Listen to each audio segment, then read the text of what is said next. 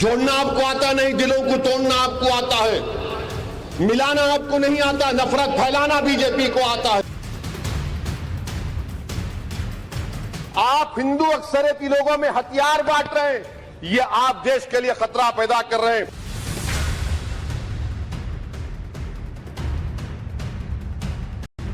अगर आप जुल्म के खिलाफ आवाज नहीं उठाएंगे तो आपकी दुकानदारी नहीं चलेगी, चौकीदार को धन्यवाद श्री तीसरा महाराज करेगा। अल्पसंख्यक समाज का मुसलमान अगर परेशान है तो यकीनन बीजेपी आरएसएस की आइडियोलॉजी की वजह से।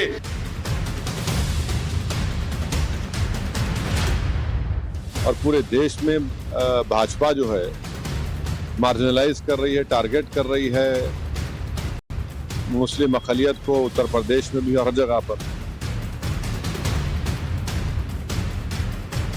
हमारे होम मिनिस्टर ने कहा था क्विट इंडिया।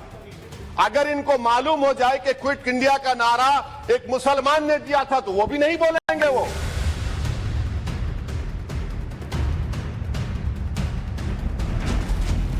सुन रहे हैं ना, AIMIM के मुखिया अज़दुद्दीन ओवैसी को देश में कुछ भी होता है विरोध करने लगते हैं। मुसलमानों से जुड़ा कोई भी मुद्दा हो, बयान देने के लिए सामने आ जाते हैं। हैदराबादी भाईजान विरोध करने आ जाते हैं, लेकिन इनके टारगेट के सेंटर में मोदी रहते हैं और ये खुद को मोदी से टक्कर लेने वाला सिपाही कहते हैं। हाँ, मैं मोदी के खिलाफ था और जब तक जिंदा रहूंगा मोदी के खिलाफ। मैं आरएसएस के खिलाफ था और जिंदगी भर आरएसएस के खिलाफ रहूंगा। अब जब मोदी सरकार ने अंग्रेजों के बनाए कानूनों का दी एंड कर उसमें सुधार क्या कर दिया, AIMIM के अध्यक्ष बैरिस्टर ओवैसी साहब फिर से नाराज हो गए, या यूं कहें विरोधी भाईजान तिलमिला से गए और लगे हाथ ट्वीट कर दिया, ये आरोप लगाते हुए कि इस कानून से सरकार को गैर जरूरी ताकतें मिलेंगी और जनता के अधिकारों के साथ खिलवाड़ होगा। ओवैसी की राजनीति क्या है? ओवैसी की वही राजनीति है जो कभी जिन्ना की हुआ करती थी। तो इसलिए ओवैसी को इस देश में ऐसा कोई भी कानून पसंद ही नहीं आएगा जो इस राष्ट्र के को मजबूती प्रदान कर रहा हो, जो इस राष्ट्र की न्याय व्यवस्था को मजबूत कर रहा हो, इस देश के संविधान को मजबूत कर रहा हो। ऐसा कोई भी काम ओवैसी को कभी पसंद आने वाला नहीं। जब किसी व्यक्ति की जो है नकारात्मकता, उसकी कुंठा, उसकी हताशा, उसकी जब पराकाष्ठा होती है तो व्यक्ति या तो मोहम्मद अली जिन्ना बन जाता है या असदुद्दीन ओवैसी बन जाता है। वादी और पहचान, गलत पहचान प्रकट कर कर जो यौन संबंध बनाते थे उसको अपराध की श्रेणी में पहली बार नरेंद्र मोदी सरकार लाए। मोदी सरकार ने अंग्रेजों के जमाने से चले आ रहे कानून में बदलाव का कदम क्या उठाया? AIMIM चीफ अज़दुद्दीन ओवैसी को मिर्ची लग गई। वो हमेशा की तरह इस बार भी सरकार के इस कदम के विरोध में खड़े हो गए। दो लोग, दो महाज है इस मुल्क में, एक चौकीदार है, एक दुकानदार है। एक चौकीदार है, एक दुकानदार है। जब जुल्म हम पे होता कोई मुंह नहीं खोलते। यूएपीए का कानून अमित शाह ने लाया, इन दुकानदारों ने तायीद की। आज उस यूएपीए का कानून में 83 साल का बुढ़ा सिपर खत्म करो, सिपर नहीं होने के से मर गया। आखिर कब तक दुकानदार और चौकीदार हमारी लाशों पर सियासत? सर, हम कंक्लूडिंग, कब तक सियासत करेंगे? अगर आप जुल्म के खिलाफ आवाज नहीं उठाएंगे तो आपकी दुकानदारी नहीं चलेगी, चौकीदार को धन्यवाद श्री तीसरा महाराज करेगा। ओवैसी सत्ताधारी पार्टी बीजेपी और प्रधानमंत्री नरेंद्र मोदी पर सबसे तीखे हमले के लिए जाने जाते हैं।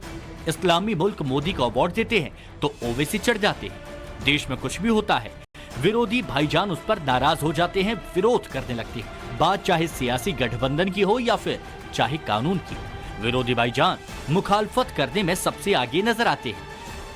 यूसीसी सर, इस यूसीसी का फॉर्मूला क्या है? एक मुल्क में एक मजहब, एक कल्चर, एक जबान। ये तो डिक्टेटरों का फॉर्मूला है।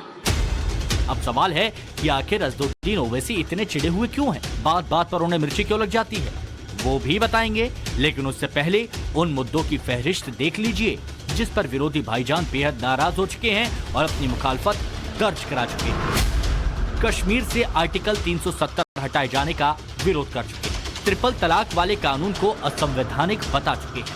अयोध्या में राम जन्मभूमि विवाद पर सुप्रीम कोर्ट के फैसले पर असंतोष जता चुके हैं। पीएम मोदी ने जब राम मंदिर का भूमि पूजन किया तो उस पर भी विरोध जता चुके हैं। ट्रिपल तलाक बिल अनकॉन्स्टिट्यूशनल है। ये हमारे संविधान के फंडामेंटल राइट्स आर्टिकल 14 और 15 का ग्रेव वायलेशन है। हमारे पास कानून मौजूद है, domestic violence act 2005, 125 CrPC, Muslim women marriage act. Narendra Modi ने बहैसियते प्रधानमंत्री आज के भूमि पूजन में शिरकत करके उन्होंने जो ओथ लिया था उन्होंने उसका वायलेशन किया है। उन्होंने संविधान का जो बेसिक स्ट्रक्चर है सेकुलरिज्म उसको वायलेट किया है। और तीसरी बात यह है कि प्रधानमंत्री का आज के उस फंक्शन में जाना, आज का दिन हिंदुत्व की कामयाबी का दिन है और सेकुलरिज्म की शिकस्त का दिन है। हर मुद्दे पर विरोधी भाईजान बोले तो जरूर, लेकिन क्लीन बोल्ड हो गए। अब जब काशी में ज्ञानवापी का एएसआई सर्वे हो रहा है तो विरोधी भाईजान फिर से एक्शन में आ गए। हर बार की तरह इस बार भी बीजेपी को टारगेट करते हुए ओवैसी ने ये तोहमत जड़ दी कि अब जब चुनाव नजदीक आ रहे हैं तो बीजेपी और आरएसएस एक नैरेटिव सेट कर रहे हैं। अब जैसा एएसआई का रिपोर्ट आएगी, नैरेटिव सेट किया जाएगा पूरे देश में। उसके बाद मुल्क को खदशा ये है, हम उम्मीद करते कि ना हो। हमको सुन लीजिए, हमको खदशा है कि कहीं 23 दिसंबर ना हो जाए, हमको खदशा है कहीं 6 दिसंबर ना हो जाए। खदशा है, एप्रीहेंशन जिसको बोलते हैं इंग्लिश में, वो है हमको। और हम नहीं चाहते कि ऐसे कई बाबरी मस्जिद के इश्यूज खुल जाए। ज्ञानवापी सर्वे ही नहीं, हरियाणा की नूंह में हुई हिंसा का जिक्र कर भी अजदुद्दीन ओवैसी बीजेपी पर निशाना साध रहे हैं। जो गौ रक्षक है, जिसका नाम मोनू है, वो आपके लिए मोनू डार्लिंग बन गया है। उसको कहिए क्विट इंडिया। सर, जो लोग तुष्टीकरण की राजनीति आप कर रहे हैं, आप हिंदू अक्सरियती लोगों में हथियार बांट रहे हैं, ये आप देश के लिए खतरा पैदा कर रहे हैं। क्या देश बड़ा है या हिंदुत्व गोलवालकर की आइडियोलॉजी बड़ी है?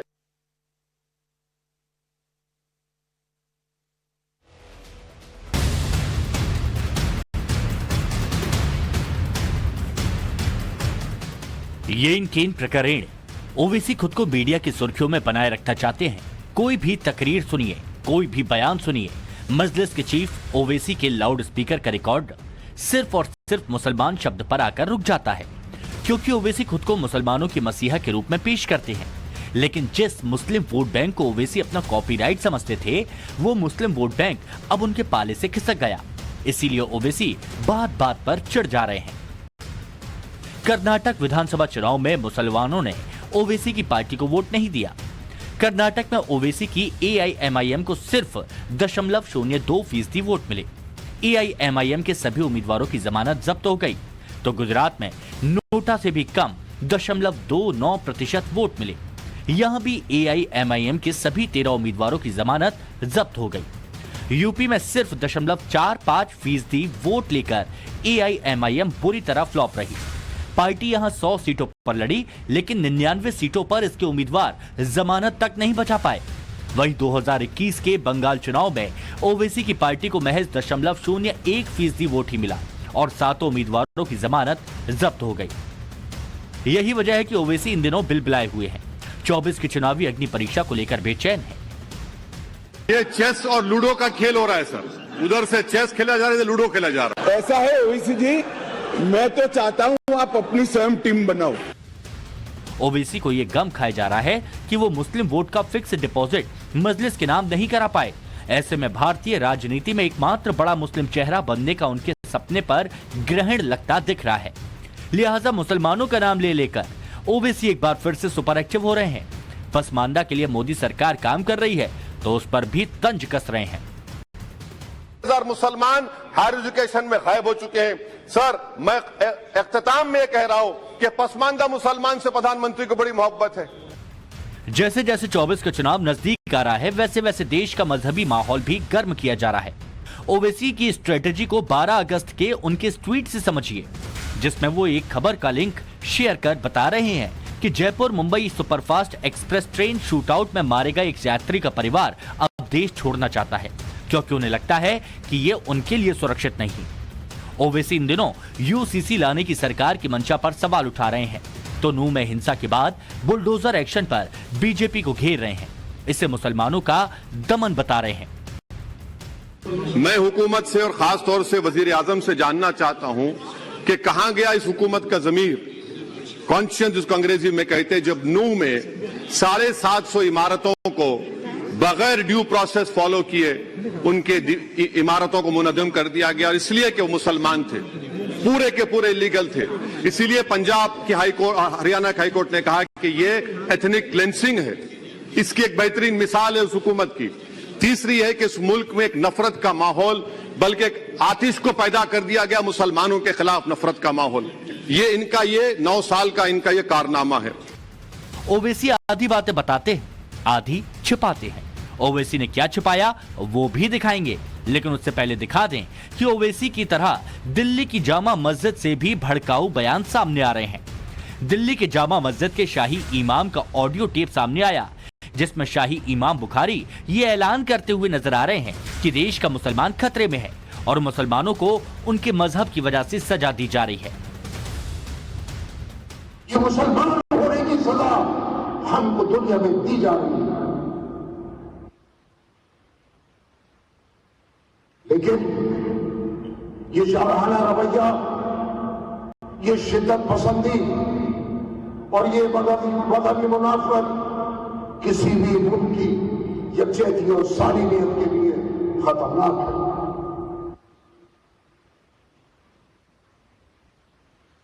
मुल्क में रोनुमा होने वाले हालात ने हर दर्दमंद और हर सेकुलर जहन रखने वाले इंसान की पुरसुकून जिंदगी के ख्वाब को बेहकीकत बना दिया।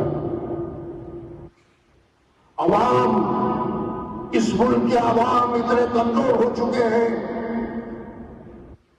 कि जुर्म कानून से ज्यादा मजबूत होता जा रहा है। खुलेआम एक मजहब के मानने वालों को धमकियां दी जा रही है, पंचायतें हो रही है कि मुसलमानों का बाइकाट करो। नूह को लेकर नफरती इकोसिस्टम एक्टिव हो गया है। नूह हिंसा को लेकर फेक नैरेटिव का काम भी शुरू हो गया है।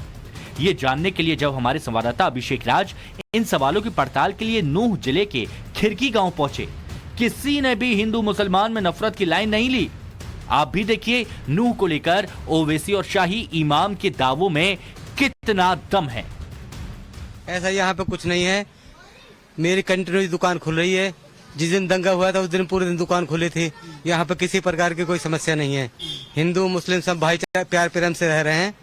रहवे मिल बांट के खावे, मिल बांट के रहवे, कोई परेशानी ना है। शांति के साथ आप लोग? हाँ, शांति के साथ। हमारा वो भी परिवार है।